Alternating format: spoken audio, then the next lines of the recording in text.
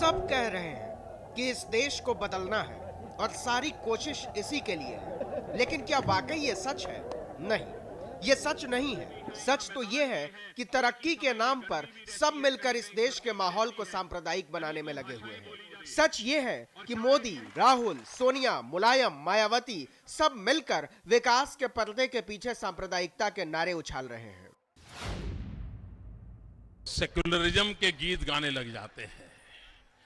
ये जो सेक्युलरिज्म के ठेकेदार है, मैं आज जरा उनको पूछना चाहता हूं, आपने वोट बैंक की राजनीति करके हिंदुस्तान की माइनॉरिटी को, हिंदुस्तान के मुसलमान को इंसान मानने से इनकार कर दिया है। भारत माता की गुजरात के अबूझ विकास पर गरजने वाले नरेंद्र मोदी को 2 लाख मुसलमानों के शहर पूर्णिया में यह दुहाई यूं ही नहीं देनी पड़ी थी। उन्हें मालूम था कि इस मुल्क को हिंदू और मुसलमान में बांटे बगैर सत्ता हासिल करना इतना आसान नहीं होगा। इसलिए विकास को बंद रोशनदान पर टांग कर नेताओं में पूरे माहौल को सांप्रदायिक बनाने की होड़ मची हुई है।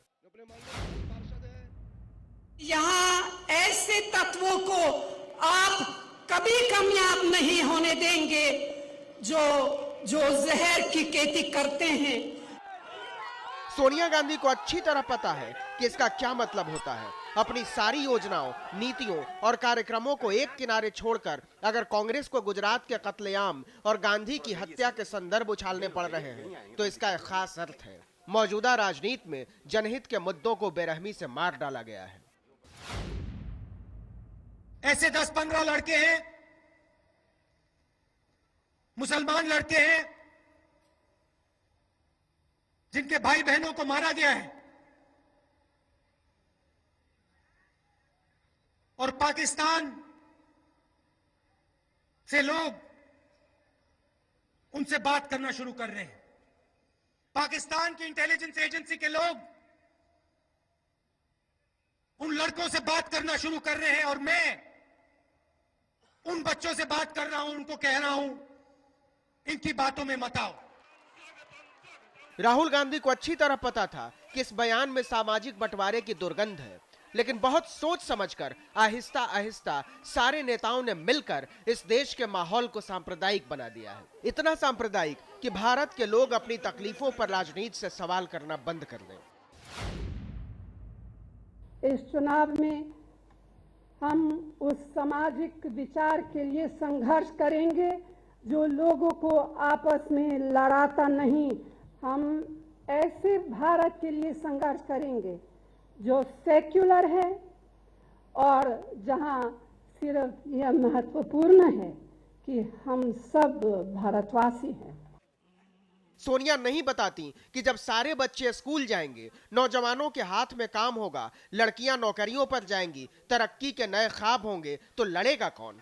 लेकिन शुरू की सारी बातें गोल करके सिर्फ लड़ाई की बात की जा रही है। और लड़ाई मतलब क्या? 2 कौमों की लड़ाई। इशारों की संदूक खोलिए तो हिंदू और मुसलमान की राजनीति का इससे काला चेहरा क्या होगा, ये कालिक सब मिलकर पोत रहे हैं। वो तीसरे हैं AK-49, वो है AK-49। ये AK-49 ने अभी एक पार्टी को जन्म दिया।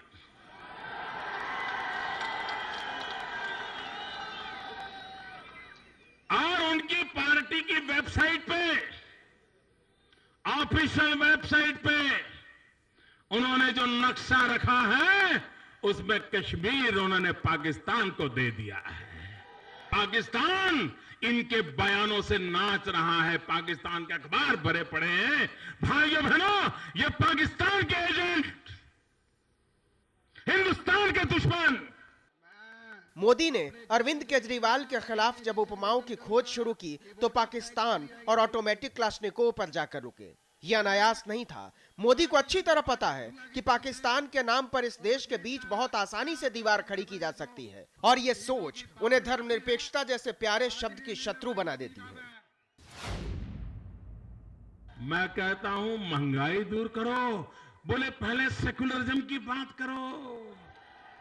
मैं कहता हूं आतंकवाद को मिटाओ, वो कहते हैं पहले सेकुलरिज्म की चर्चा करो। मैं कहता हूं किसान की जिंदगी की चिंता करो, ना पहले सेकुलरिज्म। सच तो यह है कि मोदी कभी नहीं बताते कि वो प्रधानमंत्री बनकर कौन सी योजनाएं लागू करने वाले हैं, लेकिन इस होड़ में सब शामिल हैं। केजरीवाल जैसे राजनीति के नए आगंतुक को भी इसीलिए गंगा में नाटकीय डुबकी लगानी पड़ती है, हर हर महादेव बोलना पड़ता है। बनारस में भैरवनाथ के मंदिर से माथे पर त्रिपुंड लगाकर निकलते हुए अरविंद केजरीवाल ने क्या साबित करने की कोशिश की थी, और क्या साबित करने की कोशिश की थी नमाज के लिए बेनियाबाग के मैदान में अपना भाषण रोककर। मैं ये जानना चाहता हूं, सॉरी अजान हो रही है।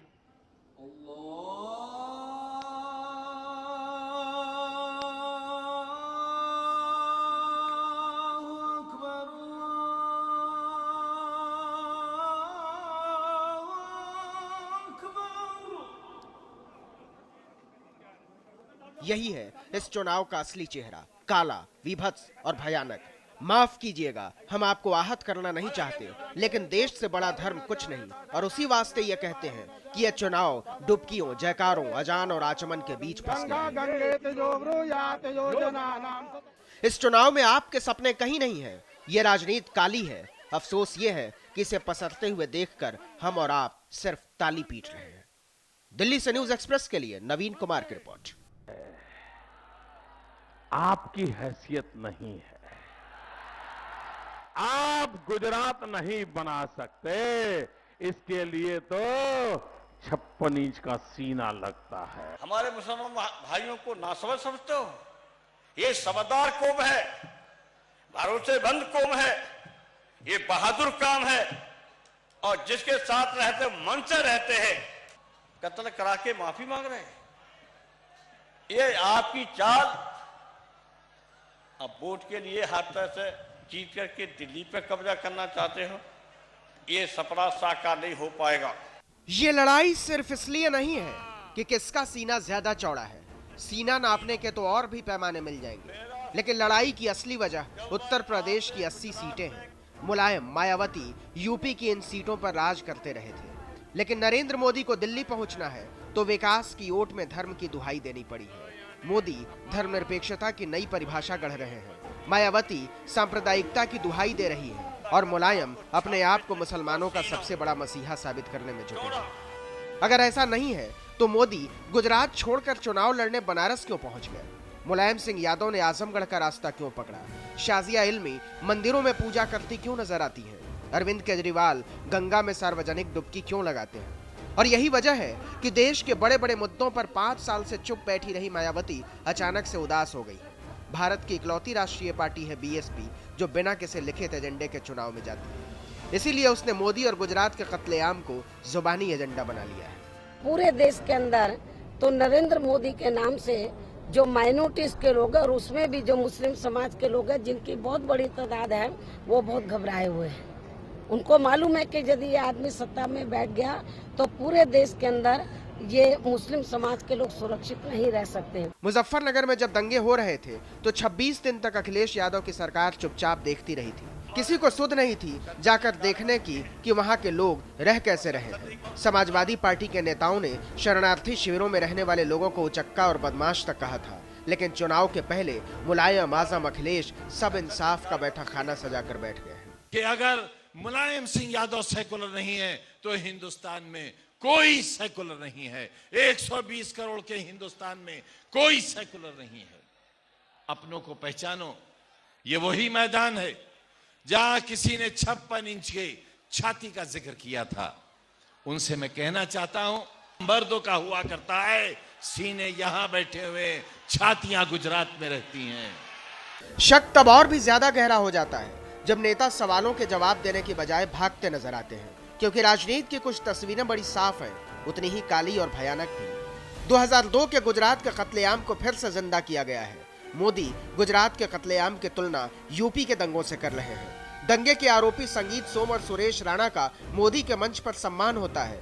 दंगे भड़काने वाले हुकुम सिंह को भारतीय जनता पार्टी टिकट देती है। क्या इन घटनाओं का कोई मतलब नहीं है? मतलब है किसी को 18% मुसलमानों का वोट चाहिए तो किसी को मुसलमानों में एक डर पैदा करके हिंदू वोट का ध्रुवीकरण करना है। और ये सब इस सवाल को खारिज करके किया जा रहा है कि देश के लिए क्या अच्छा रहेगा। गुजरात में कैसे दंगा होगा, कैसे वोट नहीं देंगे मुसलमान, पेशाब में नहीं गला देंगे नरेंद्र मोदी जी, कहां जाएंगे भागकर मुसलमान। अगर गुजरात में रहना है तो वोट देना है, वरना जो गुजरात में किया था वो फिर कर दिखाएंगे, उससे ज्यादा बड़ा कर दिखाएंगे, पूरे देश को गुजरात बनाएंगे। यही तो संदेश है नरेंद्र मोदी जी का। आजम खान हो, मुलायम सिंह हो, मायावती हो, सोनिया गांधी या नरेंद्र मोदी, इन सबों की सारी लड़ाई किस लिए है? सत्ता हासिल करने के लिए। और इसके लिए छोटे रास्ते तलाशे जा रहे हैं। इस तलाश ने देश की सारी तमन्नाओं के बीच धर्मों की दीवार खड़ी कर दी है। हैरत की बात तो यह है कि काली राजनीति के इन फरेबी नारों पर हम और आप कुर्बान हुए जा रहे हैं। दिल्ली से न्यूज एक्सप्रेस के लिए ब्यूरो रिपोर्ट। निरपेक्ष दल हैं जो गंभीरता के साथ श्री नरेंद्र मोदी को रोकना चाहते हैं, उन्हें बैठ करके एक संयुक्त उम्मीदवार खड़ा करना चाहिए। पब्लिसिटी स्टंट के चक्कर में ना पड़ करके एक संयुक्त रणनीति बनानी चाहिए कैसे श्री नरेंद्र मोदी को पार्लियामेंट में आने से रोकें।